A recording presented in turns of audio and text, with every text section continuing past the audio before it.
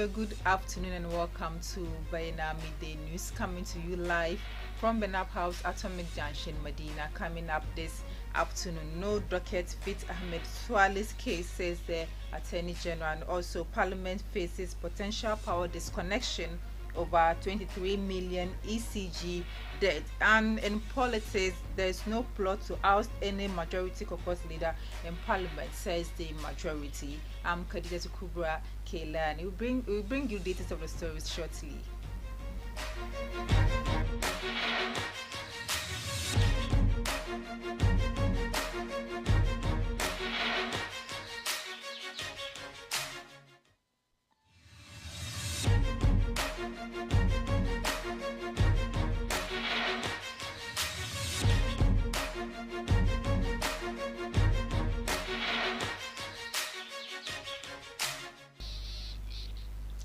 Thank you for staying with us. Remember, the news is also live on Facebook and YouTube at Bayana TV.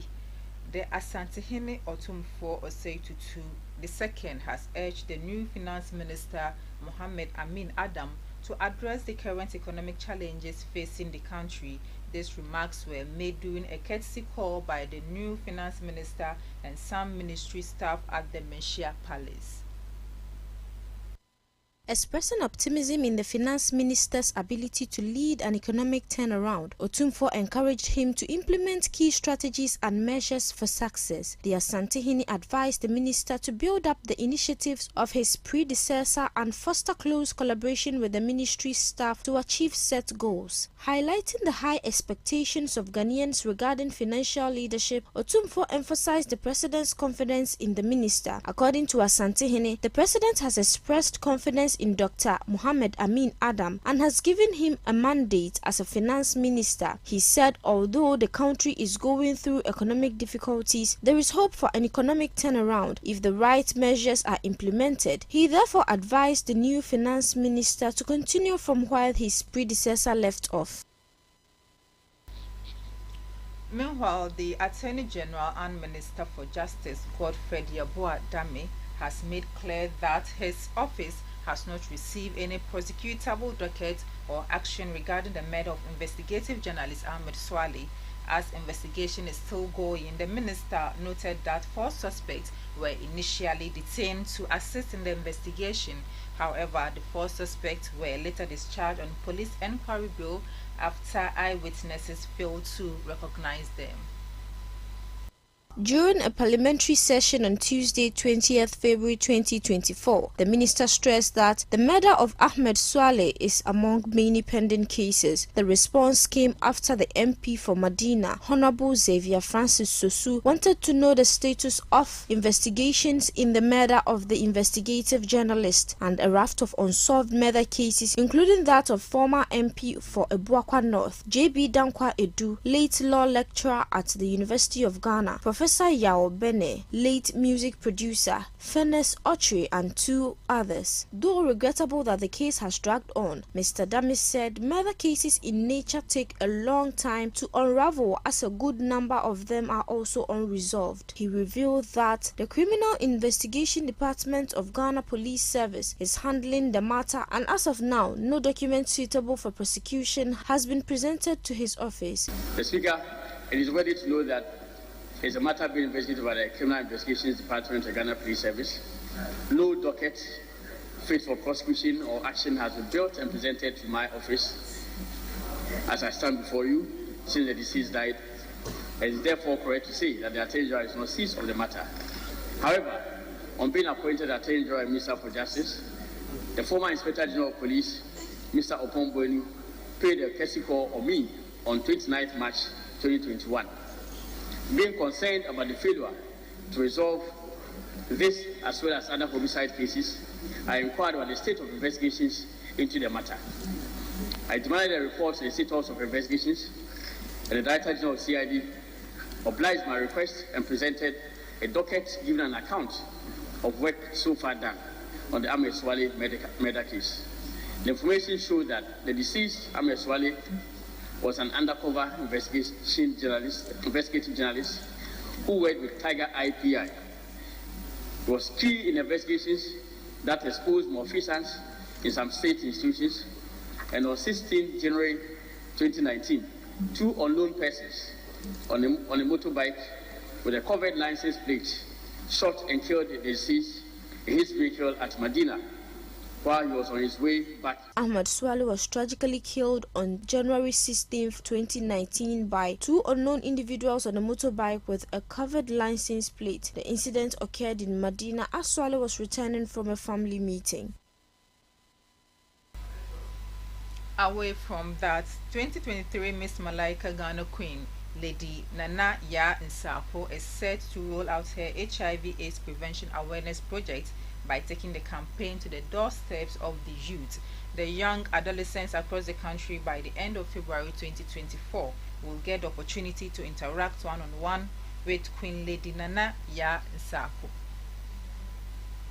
The project, dubbed Live On Campaign with Miss Malaika Ghana 2023, will target in-school and out-of-school young adolescents. The target group will see the Crown Beauty Queen socialize with young adolescents, using that opportunity to educate them on HIV/AIDS prevention. She would also encourage young adolescents to avail themselves for counseling and testing services. Queen Lady Sako, who is an ambassador of the Ghana AIDS Commission, together with her team from Miss Malaika Ghana and other HIV/AIDS experts from NACP, would embark on the HIV/AIDS prevention campaign across various communities in the country, especially the red flag zones where the HIV is prevalent. She would take the campaign to schools, churches, mosques, markets, shopping malls, taxi ranks, lorry stations, bus terminals, and other public places where headquarters, popularly called kayayis, are. The Beauty Queen has since her unveiling as HIV/AIDS prevention ambassador been under training at the National AIDS STI Control Program, preparing assiduously for this project, which aims among other things to sustain the gain made in the fight against the HIV/AIDS and to help to reduce further the number of new cases. She told journalist Moments after the media launch of Art 20 on Friday, February 16, 2024, that she can't wait to see the starts of the projects that enable her to share the knowledge she have acquired with her peers out there. She said she is so excited to serve her country,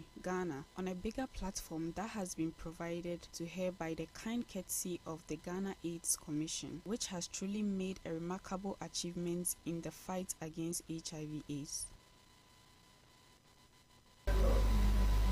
Also, the Electricity Company of Ghana is considering disconnecting power supply to the Parliament of Ghana on Wednesday, February 21, due to an outstanding debt exceeding 23 million Ghana cedis.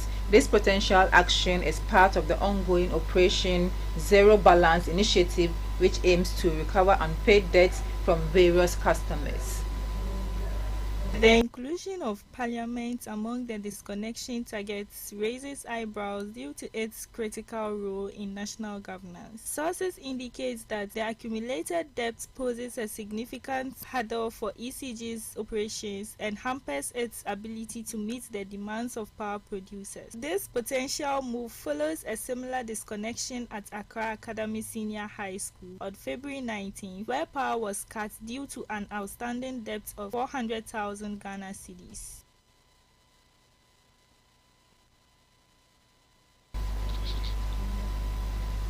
The Deputy General Secretary of the ruling New Patriotic Party, Haruna Mohammed, has denied claims that there is a conspiracy to change the leadership of the majority caucus in Parliament.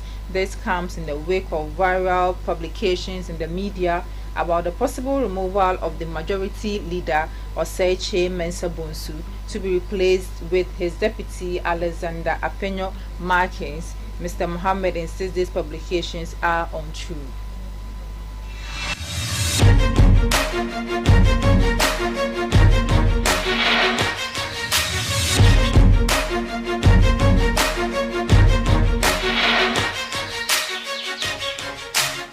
The inclusion of Parliament.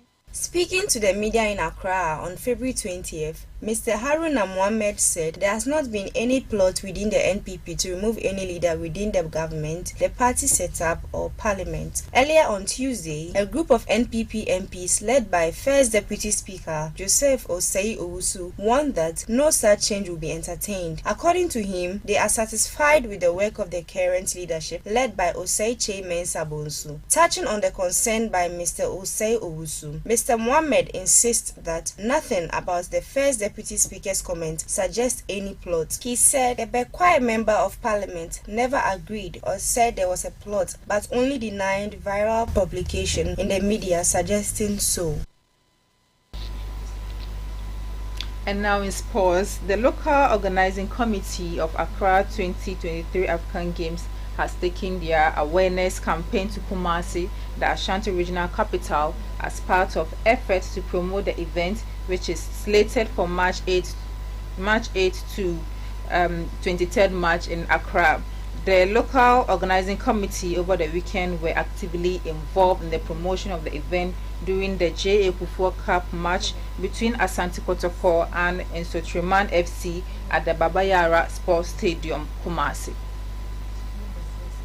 Over 10,000 senior high school students drawn from the Ashanti region were sponsored by the LOC to attend the historic match and were all in the t-shirt of the Accra 2023 African Games. In addition, the LOC also sponsored the Player of the Match award with a beautiful trophy, which eventually went to Steve Mukwalo of Asante Kotoko, who scored the winning goal for Kotoko. Speaking to the media, the executive chairman of the LOC, Dr. Kweku Ofosu Asare, said they were privileged to be part of the game to play in honor of the former president. He said, though the games would be in Accra, there was the need to take the awareness campaign to Kumasi to sensitize the people on the event. According to Dr. Ofosu Asare, there was the need for the entire nation to be part of the games and took the opportunity to extend invitation to the people of Kumasi to be part of the competition. He said the games was the most important sporting event on the continental calendar, hence the need for total support from the entire nation. The LOC is looking forward to one of the most successful events in the history of the competition. Over 50 countries with 7,000 participants are expected to participate in the African Games, seeking for honors in 20 sporting disciplines.